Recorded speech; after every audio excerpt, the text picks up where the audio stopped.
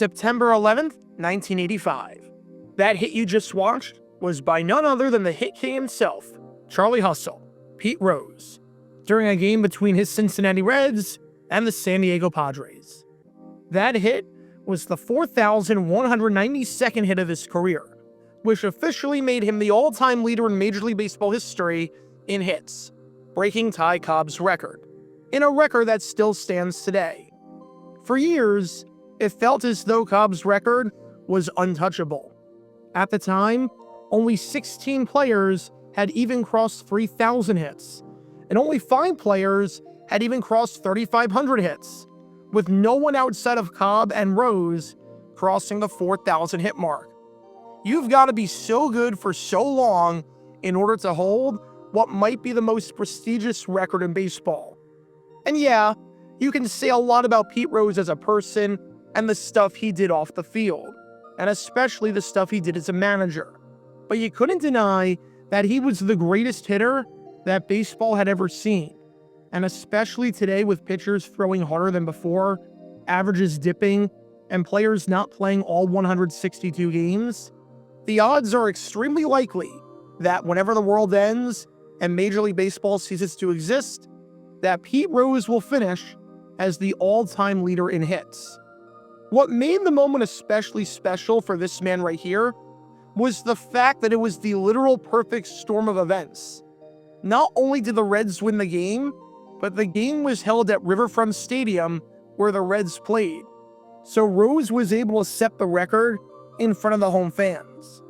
Riverfront Stadium opened in 1970, but the stadium hadn't seen too many historic moments across its tenants with the Reds and the Bengals. Yes, the Reds won 2 World Series since the stadium opened, but the Reds won the clinching game in 1975 against the Red Sox and the clinching game in 1976 against the Yankees on the road. That's not to say that the stadium hadn't had its moments, from the Freezer Bowl that gave the Bengals the AFC Championship during the 1981 season, to the Ken Griffey walk-off hit in 1976 that sent the Reds to the World Series. But this is all to say that, for the most part, Cincinnati sports fans had to watch history unfold on television or listen to history unfold on their radio. There weren't too many opportunities at their concrete jungle to have a historic moment. This record-breaking hit by Pete Rose, this was their moment. This was a moment that you knew was never going to happen again. A moment that was going to be immortalized in not just baseball history, but in American history, and a moment that was going to be the defining moment of Riverfront Stadium as long as that venue continued to exist. So what if I said that the Bengals saw this happen and decided to say, screw this, screw the Reds, screw Pete Rose, and just decided to remove all mention of the hit from the venue? Well, during this game right here, just a couple of days later, between the San Diego Chargers and the Cincinnati Bengals, on September 22nd, 1985, that's exactly what happened, leading to a bizarre controversy that deserves a deep dive more than 4 decades later. Because this is the story behind Pete Rose, the Cincinnati Reds, the Cincinnati Bengals, the hit record, and how quickly history can be erased. Make sure you hit that like button down below, subscribe, hype up that video, and turn on the notification bell so you don't miss a single video that we post on the channel. Because we post every single day on here about the weird and the wacky history of the NFL, with stories like this one that you may not have heard of before. So if you like that sort of stuff, then this is definitely the place for you. Thanks in advance for liking and subscribing, and for hyping up the video, and for helping us grow this community. And with that in mind, let's talk about how Pete Rose's hit record wasn't all roses. But before I talk about what exactly happened during this game right here, when it came to Pete Rose, we need some context to understand the game itself between the San Diego Chargers and the Cincinnati Bengals, which took place 11 days after Rose set the record and was the first game that the Bengals were playing at home since Rose broke the record, since they spent week 2 on the road at St. Louis, dropping that contest 41-27 to the Cardinals. This felt like a must-win game for the Bengals. After starting the season 0-2, they needed to find a way to get by the always high-flying offense of Don Coryell and the Chargers to avoid an 0-3 start, which would be disastrous, seeing as only once in NFL history at that point had a team started 0-3 and made the playoffs. Fortunately for neutral fans, this game was super exciting and was a high-powered shootout, with 85 points being scored across the contest and a whopping 965 yards of total offense, with both the yardage and point total making this one of the highest scoring games in league history at the time. Unfortunately for Bengals fans, while this game was exciting, this game resulted in a defeat, as the Bengals dropped to 0-3 after losing it 44-41 off a field goal by Bob Thomas from 34 yards out with just 9 seconds left. Despite the Bengals leading it by 7 with 4 minutes to go, the defense fell apart down the stretch, and James Brooks had an inopportune fumble at the worst possible time that gifted the Chargers the thrilling victory. However, as you're watching highlights of the game, and as you're watching highlights of the Chargers march down the field offensively and force 5 critical turnovers defensively, you might notice something about the field. Notice anything weird about how the field looks? Notice anything that might look a bit off and seem out of place for an NFL game? Well, that was a trick question, because the field looks exactly the same. The field looks like a football field, and while you can see the baseball diamond with the dirt, that's how every multi-purpose and cookie-cutter stadium across the NFL looked back in the 1980s during the month of September. The way the field looked for this game against the Chargers was the exact same as how the field looked for the Bengals' home opener in Week 1 against the Seattle Seahawks. There was nothing different about this game for the Bengals than any other game. And that was a problem, because that's not what the Reds, as in the other tenant at Riverfront Stadium, had in mind. Because after Pete Rose got that record-breaking hit into left field to become the all-time hit king and get hit number 4,192, the Reds, as a way to commemorate the most iconic moment in stadium history, as a way to commemorate Rose's accomplishment, and as a way to mark history, decided to paint a circle in left center field at the exact spot that Rose's ball landed. It's not unusual in the slightest for stadiums to mark historical moments. For example, as something you might see a lot, a critical home run that lands in a seat may have a plaque at its seat or might be marked by a different color.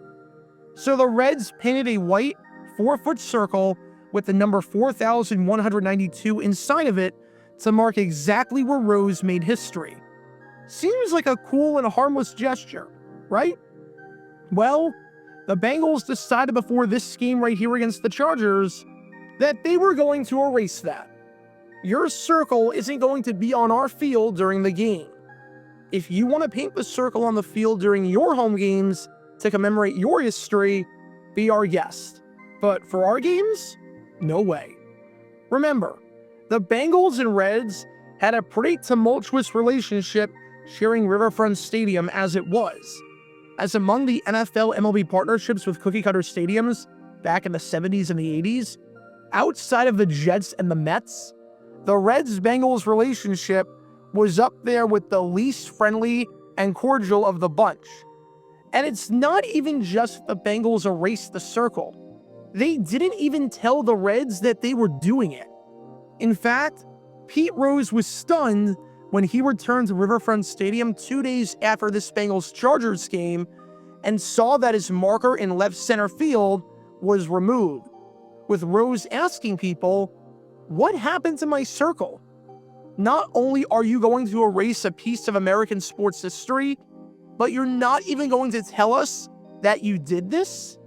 Remember, Reds owner Marge Schott was notoriously cheap, as she was upset in 1990 when the Reds won the World Series in a sweep because it denied her extra revenue and gateway seats, and was so upset to the point where she made the players pay for their own celebration. In theory, it shouldn't be expensive to paint a circle on the field, but with someone like Schott, who was an extreme penny pincher and cared about money above all else, She was livid at the Bengals for erasing this, because now she'd have to spend more money if she wanted to put the circle back on the field, since it'd have to get repainted. As Schatz said about the Bengals removing the circle during this game right here, if I had known it cost that much, I would have painted it myself. And as the executive vice president for the Reds chimes in, we paid a lot of money to have that done. I don't want to get into how much we paid, but it was done by a professional sign painter. We are going to discuss it with the Bengals over the offseason and try to work something out. Translation, we spent a lot of money on this thing and you destroyed it. And now we're ticked off. Now the Bengals had a logical explanation for this. It wasn't a dig at the Reds or Pete Rose. It was just a matter of conforming to the league rules. You can't have a white circle on the playing surface. As Mike Brown, the assistant general manager of the Bengals at the time, said on this, we wanted our field in conformity with league regulations. That's all that was involved in this. The Reds are certainly free to put it back for their events. And yeah, this makes sense. No malice here whatsoever. A white circle on a field with white yard markings and lines would be confusing for the referees for spotting the ball, and for the players as well. It's like if a record-breaking goal is scored in an arena for hockey, and the team wants to commemorate that with a black line showing where the shot took place. If you want to do that, go for it. But when the basketball team uses the arena, that line is going to make things extremely confusing if it's left there. So while the Bengals definitely could have given a heads up on this to the Reds that they were defacing their property, this seems like it should be a non-story, right? The Reds do something to commemorate Rose's accomplishment, but the Bengals can't have it on their playing surface because it's in violation of league-wide policy. That's the end of that, right? Well, not quite. Because if you thought this story was bizarre, it's about to get even more bizarre. Because after this controversy blew up, the NFL got involved. That hit by Pete Rose into left center field, when Riverfront Stadium is in its football configuration, as it was during this game right here, the spot where Rose hit the ball is nowhere in the field of play. In fact, it's far off on the sideline, completely out of view, behind the visiting team's bench, which in this case was the Chargers. And this meant that the Bengals just decided to do this completely on their own, because there was no NFL rule against having markers like that. The NFL said in no uncertain terms, "You're not throwing us under the bus. You did this, Bengals, not us." Said one spokesman for the league, "We do have a rule that the playing field has to be cleared of any confusing lines or any kind of unrelated marking. Off the playing field, it really does not apply." Either the Bengals completely misinterpreted the rules somehow, seeing as it's very obvious that behind the bench out of play isn't even remotely close to the playing surface, or they just wanted to do this and make a tumultuous relationship even worse. As Red spokesman John Broad said ever so bluntly on the situation, apparently, the Bengals didn't want it there. You can say that again. When it came to this man right here, his hit record, and his circle, it was never replaced. Marge Schott and the Reds didn't want to go through the trouble of doing this again. There was never an official announcement made or a press release put out. The Bengals erased the circle, and it just vanished unceremoniously, which seems like a pretty good metaphor for Pete Rose's career and how it ended unceremoniously, with him becoming one of the biggest villains in baseball history. The Bengals, oddly enough, had a better record in 1985 on the road than they did at home. So you be the judge as to whether removing the circle cursed them. Heck, if you want to go down the conspiracy theory rabbit hole and want to go as far as saying that the Bengals will forever be cursed until the circle gets repainted, seeing as they have never won the Super Bowl, I'm not going to stop you. The curse of the Bambino, the curse of Bobby Lane, the curse of the Billy Goat, the curse of the white circle. Honestly, it fits pretty well. The last time a circle caused this much controversy, Squidward was protecting himself against sea bears. This incident involving this man right here somehow sums up both franchises perfectly. The Bengals were so distraught over a circle that they just removed it without telling anyone and lied about why they had to remove it, even though the NFL allowed the circle to be where it was and had no issue with it. And the Reds with Marge Schott were too cheap to replace it, even though it was literally a circle and would have cost next to nothing in the grand scheme of things.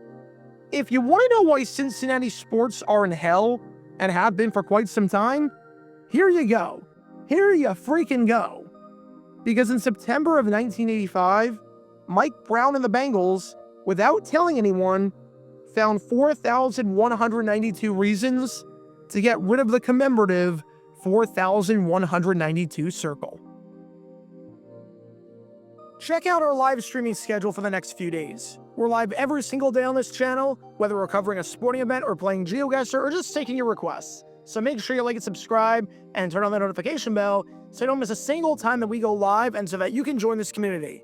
Also, thanks to all our members and our Patreon supporters who get exclusive perks like their name at the end of each video, members-only Q&A streams, and cool emojis to use on videos and during streams. See how you can join this community and become a member or a Patreon member by clicking the link in the description below.